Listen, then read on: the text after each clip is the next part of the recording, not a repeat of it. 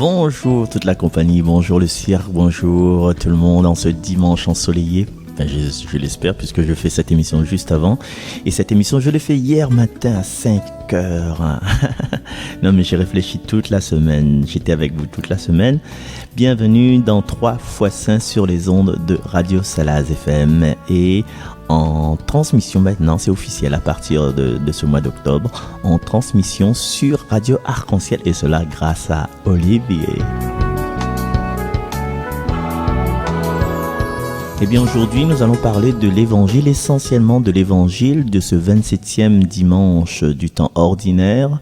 Aujourd'hui nous sommes donc le 4 octobre 2020 et avant toute chose je vous propose d'écouter la voix de Mazam qui va nous proclamer le texte sur lequel nous allons réfléchir, nous allons mettre au goût du jour, nous allons mettre dans nos vies. C'est l'histoire, la parabole des métayers.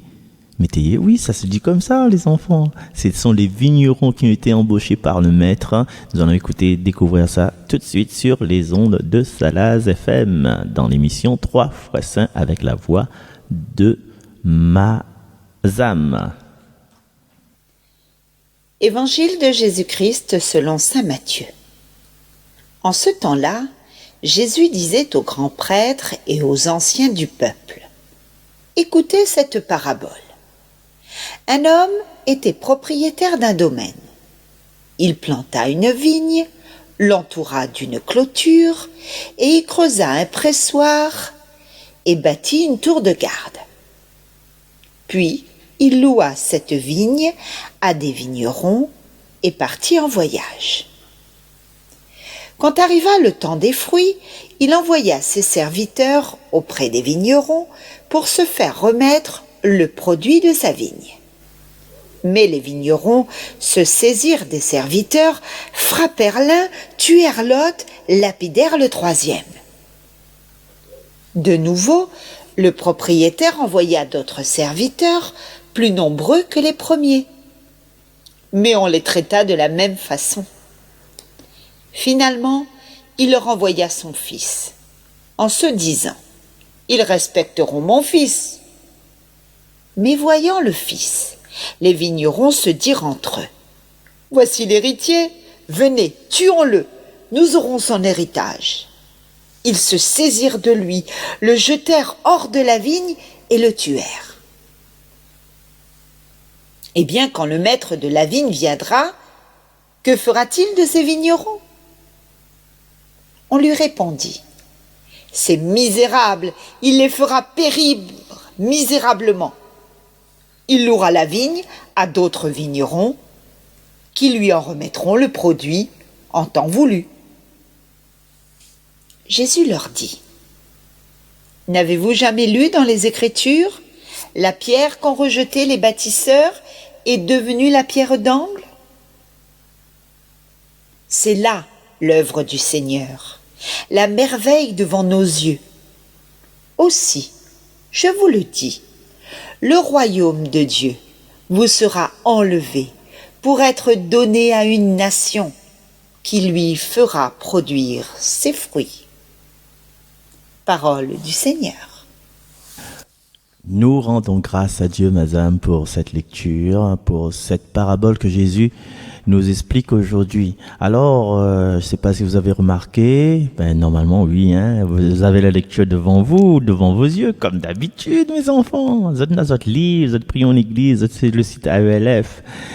Alors, avant de continuer, j'aimerais vous dire que cette émission, on peut la réécouter à partir de YouTube, parce qu'il est diffusé en même temps, publié en même temps sur YouTube. Donc, il suffit de taper 3 x 5, 3, comme le chiffre 3 fois FOI, et 5, SINT, bien sûr, et mettre la date d'aujourd'hui, 3 x 5, donc du 4 octobre 2020. Voilà. Marcel Réfamia sera plus facile aussi pour retrouver. Et sur YouTube, vous avez la possibilité de réécouter toutes les émissions de 3 x 5 depuis le mois de juin. Le premier dimanche, deuxième, troisième, quatrième juillet, ça fait déjà 8 juin, juillet, août, ça fait déjà 12. Septembre, ça fait déjà 12 plus 4, ça fait 16, 12, 13, 14, 15, 16. Vous avez déjà 16 émissions sur YouTube. 16 émissions, ça fait à peu près 30 minutes. Donc ça, voilà. Vous avez 8 heures d'émission, sans compter les autres lectures que j'ai pu faire pour Radio Arc-en-Ciel et les commentaires. Donc allez-y. Si vous voulez remplir vos vies, partager avec nous, avec moi, l'essence des Écritures, ben allez-y, allons-y, je sais pas, moi, bon. Alors, nous revenons à notre texte. Jésus s'adresse aujourd'hui aux grands prêtres et aux anciens. Alors, c'est un public qu'il a choisi, hein, et si nous allons nous pencher sur ce texte, comme vous savez comment on fait en première, là. En première, c'est l'épreuve du bac de français. Voilà.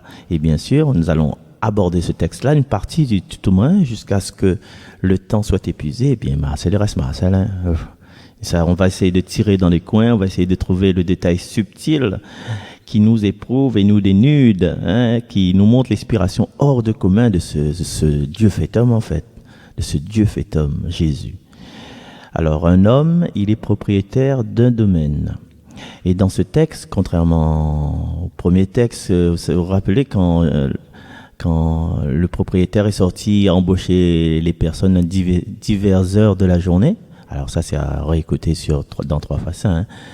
Donc, c'est un homme. Donc, c'est plus un maître. Voilà.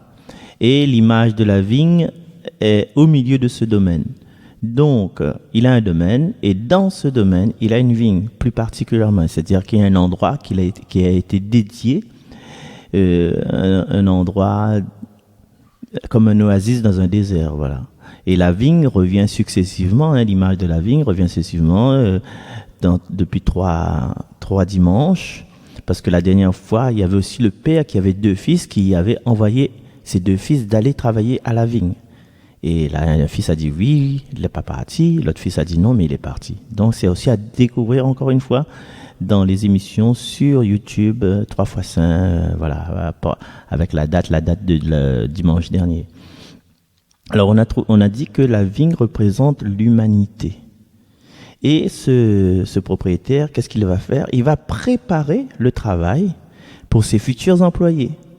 Au départ, il n'a pas d'employés, de vignerons. Il n'y a pas de vignerons, mais il est en train de préparer la place, préparer le travail, comme si Dieu, il prépare la terre.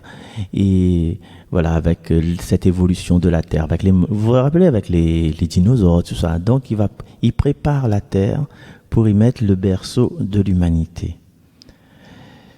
Et donc, quand les futurs employés vont arriver, quand les futurs vignerons vont arriver, quand l'équipe d'intervention va arriver, ils vont arriver un petit peu les pieds sous la table, hein, pour la réussite de leur vie.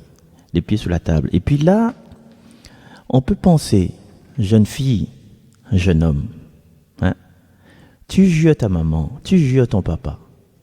Mais si tu es arrivé à ce stade de pouvoir jurer ta maman, de pouvoir injurier ton papa, avec ta petite tête bien pleine, intelligent, bac plus 18, avec ton petit permis dans la poche, tu vois, hein, avec tes crèmes pour cheveux que tu as achetées, avec tes connaissances en informatique, avec ton accès à l'information, ton accès à Internet, sur ton téléphone, ton smartphone, si on réfléchit un petit peu, c'est un petit peu grâce à tes parents qui ont trimé, qui se sont bataillés. Quand tu arrives chez toi, tu ouvres le robinet, tu prends la brosse à dents, tu mets dentifrice dessus. Mais le plus souvent, c'est grâce à tes parents qu'il y en a de l'eau dans le robinet. C'est grâce à tes parents s'il y en a du dentifrice dans le tube, hein, même si des fois il paye, ça dit bien coupe d'œil avec un ciseau. Tu connais ça? Après, il plonge le brosse à dents derrière, tu vois, quand il nous ouvert là, pour gagner un petit peu de dentifrice. Mais, malgré ça, c'est grâce à tes parents. Si tu as un placard et puis tu pousses tes vêtements pour mettre ta dernière paire de baskets Nike ou Adidas, c'est grâce à tes parents. Oui, mais tu vas me dire, oui, mes baskets là, mon petit top, tu vois, mon petit top rouge, là, mon petit top rouge, tu sais, les gars, m'a acheté ça avec mon argent. Hein? M'a la partie en stage et le patron la donne à moi des sous. Mais c'est moi la partie en stage. Mais, d'accord, tu es parti en stage, mais le stylo qui a signé la convention, c'est papa ou bien maman qui t'a payé ce stylo-là. Et quand tu es parti prendre la tranche de jambon cru dans le frigidaire pour mettre dans ton morceau de pain le matin, pour le petit goûter, en allant à ton stage, bien sûr, c'est qui a acheté ça? Et le shampoing que tu as mis dans tes cheveux, et nous pouvons dire encore d'autres, le déobi, l'électricité pour repasser ta chemise, le papier toilette, le papier toilette. Alors, sans tout ça, sans les efforts que tes parents ont préparés pour toi, et quelquefois dans le silence, dans le labeur, dans le découragement, et quelquefois au détriment de leur propre passion, aujourd'hui tu te targues et tu te légitimes un petit peu pour leur injurier, pour leur dire « parents, je vous hais ». Et par exemple, tu les laisses prendre le bus pour faire le gros bazar avec 3-4 gros sacs dans le supermarché, alors que toi, tu es en train de te balader avec copine, ou bien on va drouiller avec dada, on va drouiller avec dada. Et en plus, la maman de la copine est dedans le dos aussi, cheveux au vent, tu vois, la petite mère célibataire là. Et tes parents sont en train de trimer, ils sont en train de prendre le bus par ici, bus par là-bas, pour descendre en ville. Ouais. Et Dieu fait pareil dans nos vies. Dieu fait pareil dans nos vies et tes parents aussi ont fait pareil dans nos vies. Ils ont placé des clôtures invisibles pour nous protéger du danger de la vie. Un creusoir, ils ont creusé un pressoir, pour que nous puissions être actifs un jour et agir pour préparer nos missions pour l'avenir. Creuser le pressoir, c'est pour nous apprendre, par exemple, à lire, à chanter, pour un jour pouvoir proclamer la parole de Dieu. Mais qui n'a pas livre lecture aujourd'hui, mon gars, j'ai fait mal. Ça, j'ai entendu ça des milliers de fois dans la paroisse où je suis. Même les religieuses m'ont fait ça un jour. C'est pas grave. Une fois, j'ai fait la première lecture, le psaume, la deuxième lecture, l'acclamation, vous savez, les petites acclamations, voilà, alléluia, là. Non, mais après, j'ai animé toute la messe. Les gens n'ont pas compris. Pourquoi ils n'ont pas compris? Parce que ils attendaient que ce soit le voisin de droite ou le voisin de gauche qui allait être sollicité pour les lectures, mais pas eux. Alors, il nous a donné beaucoup de choses. Vous savez, comme un peu l'histoire du petit chaperon rouge, il nous a donné des bras pour faire des câlins, pour redonner la force aux désespérés, aux frustrés de la vie. Et voilà, il nous a donné des yeux pour regarder les merveilles, pour parler avec le cœur. C'est Dieu qui prépare tout ça dans nos vies. Et aujourd'hui, tu te retournes contre lui. Tu te retournes contre lui. Il attend un soutien de toi. Il attend, voilà. Pourquoi tu as des grands bras? C'est pour faire des câlins. C'est pour donner de l'espoir. C'est pour attraper aussi le paquet de herbes, le paquet de fourrage pour les animaux. C'est pour aider ta famille, c'est pour tirer les gens vers le haut. Et quelquefois, nos bras, c'est pas pour tirer les gens vers le haut, c'est pour taper dans la tête. C'est pour taper sur son tête pour qu'ils restent au même endroit. Dieu bâtit aussi pour nous une tour de garde, pour notre sécurité, pour la préservation, entre guillemets, de notre espèce. Et dans notre propre vie, quelles sont, d'après vous, nos tours de garde qui sont là pour nous protéger? Eh bien, quelquefois, c'est notre éducation. L'éducation que l'on a reçue, et avec comme gardien la bienveillance, ne pas dire des gros mots, pas seulement des gros mots de juron comme ça, mais ne pas dire des paroles qui blessent l'autre, même si l'autre n'est pas là. Alors quelquefois on entend, t'es où l'attendu un tel, par exemple, ton ami la panifié à Chao pour aller marcher forain. Alors là déjà, il y a comment ça? Intoxication de la personne qui pose la question quand les questions les négatifs. N'a pas nu, ou bien au lieu de dire n'a pas encore arrivé, Regarde la différence. Eh ben, la panitra pas où? Première version, deuxième version. Eh, ben, là, pourquoi arriver? Est-ce que vous sentez la différence entre ces deux phrases? Dans la première phrase, il y a une certaine intoxication. Eh, réveille-toi, quoi. Moi, j'accuse les autres qui ne sont pas encore arrivés, venus te chercher. Et là, c'est catégorique. Banal, la panne, comme si c'est fait, là. Peser, emballer, envoyer. Banal, la panne. C'est le constat qu'on a décidé de mettre dans la tête de la personne qui attend. Et par contre, si on dit, banal, la pas encore. Banal, la pas encore arrive, pas haut. Là, tu mets un peu d'espoir. Et quelquefois, dans nos façons de parler, il y a ça.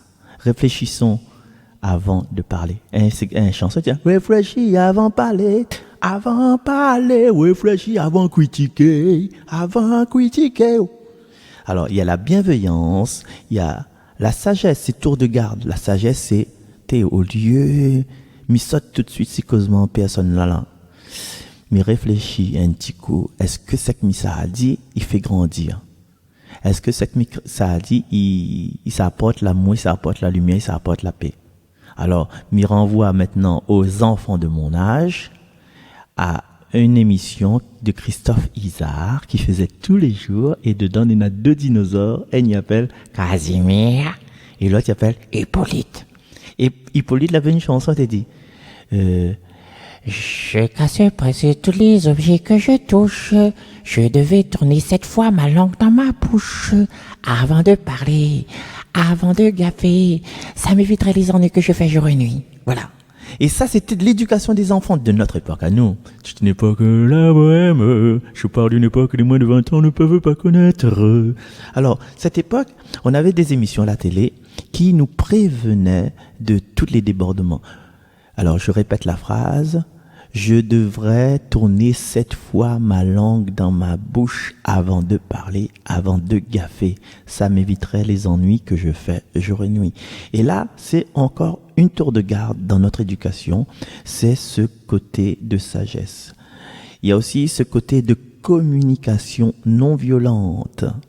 Communication non violente, le Seigneur, le maître du domaine, le propriétaire, il a un domaine, je vais récapituler un petit peu, il a construit une vigne et autour de cette vigne, il a mis une clôture, il a creusé un pressoir, il a mis une tour de garde. Et cette tour de garde, c'est aussi dans nos vies, cette communication non violente, comme on a vu, cette recherche de la paix. Recherche de la paix quand le mari n'est pas encore rentré le soir. L'épouse est avec sa sœur, donc avec la belle-sœur du mari. Je prends un prénom hasard, Chloé, je prends un prénom hasard. La fin arrivée, là, où le mari, là, Guillaume, n'a pas encore rentré. Là, tout le temps, il rentre 5 heures, et là, fin arrive 6h30. Ça doit aller en manger avec voilà, ça. Voilà. Communication qui pousse à la violence, qui pousse au doute. Allez, waouh. Guillaume, t'es dans le bus, là, la roue a crevé, fallait téléphoner notre bus pour nous trapper, donc là prend un peu le temps. Et en même temps, il avait un accident dessus boulevard, donc le nouveau bus que la prend à autres, il était dans l'embouteillage, parce que sur le boulevard, là prend un couloir pour le bus. Et du coup, il y a une situation réelle que personne ne connaît pas, là, il prend pas le temps, écoute Freedom, là, Là, il prend le temps, à même fait autre film de notre tête, et mettre ça dans la tête de, par me donner un prénom, Chloé, par exemple. Chloé qui attend Guillaume. C'est ça, je dis rien. Regarde, moi, il rit, là. Du coup, là, dans la tête de Chloé, il y a un tas de commérage qui s'installe. Ah, c'est vrai, l'autre fois, oui, l'autre fois, on dirait, madame là, au petit fille là. Ah oui, l'autre fois, monsieur là, c'est si. Il y a un tas de trucs. Pourquoi? C'est parce que il y a quelqu'un, la belle-sœur, la sœur de Chloé, l'invente un truc. La trouve un truc qui appartient à elle, une angoisse à elle, la injecte ça dans la tête de l'autre. Alors ça, attention. Les tours de garde que le Seigneur met dans nos têtes, c'est pour justement éviter là. C'est pour rechercher la paix. C'est pour ne plus juger, le non-jugement. Et comme je dis toujours, quand le monde, notre monde d'aujourd'hui sera dans le non-jugement, il sera dans la paix. Chers amis, l'émission n'est pas encore finie, hein, mais c'est un défi, un travail à faire. Chaque geste qui se passe, que ce soit dans l'actualité politique, que ce soit dans les matchs de foot, que ce soit celles qui pensent, que ça nous pense comme injustice, nous essayons de ne pas juger, mais de comprendre l'histoire, pourquoi cet événement-là est arrivé. Et puis d'accueillir cet événement-là pour un avenir meilleur, tourner vers l'avenir, nous marchons à ta lumière. Et dans chaque étape de nos vies, au lieu de dire, ah, c'est une catastrophe, ah, moi, là, pas la chance, moi, les enfants bâtards, moi, là, pas la chance, moi, des misères, hein, comme chantait ton Joanie, là. Ben, le groupe Roseda. Moi, les enfants bâtards, moi, là, pas la chance. Voilà. Au lieu de crier comme ça, allons prendre chaque événement de nos vies et le diviniser, le mettre sous le regard de Jésus. Et même nous, dans nos comportements, dans nos jugements, dans nos répliques que nous allons dire, ça c'est pour casser cuit comme ça, tu vois, mais dans des moments de sériosité absolue, on va se dire, ah, cette dame, ce monsieur, cette jeune fille, ce garçon, cet enfant m'a dit quelque chose, est-ce que je vais répondre tac au tac, ferme de bouche, je garde pas où ça? Ou bien nous allons mettre dans notre esprit la façon dont Jésus, avec tout son amour et sa miséricorde et sa compréhension, aurait répondu à cette personne-là. Si nous apprenons chaque jour à agir comme Jésus, ben écoute, ce serait bien, par exemple par rapport à la femme adultère, hein, qui a été prise en flagrant délit d'adultère dans le lit d'un bonhomme, mais le bonhomme nous a pris la trace, nous là. Alors nous tape le femme, ouais Charlie, prends galet, vous chabot le coup de galet, tchè ça donc, ça c'est un ça c'est un ça c'est un espèce, tu vois. Mais le bonhomme ça a passé, où ça le bonhomme l'a passé là, hein? Où ça le bonhomme l'a passé, il a fait l'adultère, t'es pas tout seul, il a pas fait ça avec un morceau de pain, mais que pas moi, azot même. Donc, avant d'accuser, quelle histoire n'est derrière? Allons nous asseoir dans le fauteuil du discernement. Et là, je vous invite à nous asseoir dans le fauteuil du psaume qui est chanté aujourd'hui par Marie-Zam. À tout de suite. La vigne du Seigneur de l'univers, c'est la maison d'Israël. La vigne que tu as prise à l'Égypte, tu la replantes en chassant des nations. Elle étendait ses sarments jusqu'à la mer et ses rejets jusqu'au fleuve. La vigne du Seigneur de l'univers, c'est la maison d'Israël. Pourquoi as-tu percé sa clôture ? Tous les passants s'y grappillent en chemin. Le sanglier des forêts la ravage, et les bêtes des champs la broutent. La vigne du Seigneur de l'univers, c'est la maison d'Israël. Dieu de l'univers revient, du haut des cieux regarde et voit. Visite cette vigne, protège-la, celle qu'a plantée ta main puissante. La vigne du Seigneur de l'univers, c'est la maison d'Israël. Jamais plus nous n'irons loin de toi. Fais-nous vivre et invoquer ton nom. Seigneur Dieu de l'univers, fais-nous revenir, que ton visage s'éclaire et nous serons sauvés. La vigne du Seigneur de l'univers, c'est la maison d'Israël. Merci Marie-Zam pour l'antienne de ce psaume et merci Mazam mère et fille pour les versets de ce psaume. Voyez-vous, chers amis, une façon d'exprimer le psaume simplement à deux voix et avec le murmure sur les versets. Alors, quelquefois, on cherche violon, saxo, caronne, tout ça, un tas de trucs. Mais en toute simplicité, ça fait quelque chose de beau, quelque chose de merveilleux.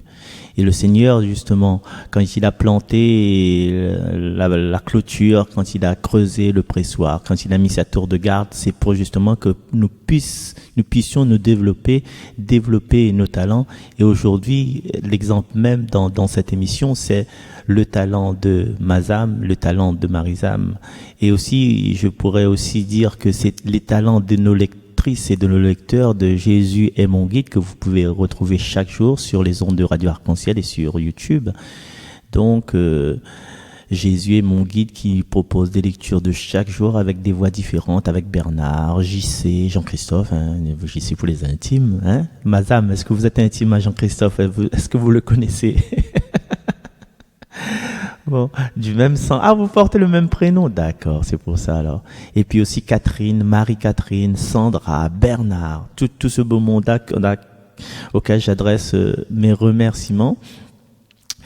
Et voilà. Et puis vous tous aussi, les suiveuses et les suiveurs de cette émission, le groupe constitué par Yvette, Antonine, Eliette, et les personnes un petit peu qui suivent cette émission, toutes les auditrices de Radio Arc-en-Ciel et d'auditeurs bien sûr qui découvrent cette émission sur Arc-en-Ciel aujourd'hui, première émission pour vous les enfants. Allez, on va faire un tour sur YouTube pour voir les autres 3 fois saints.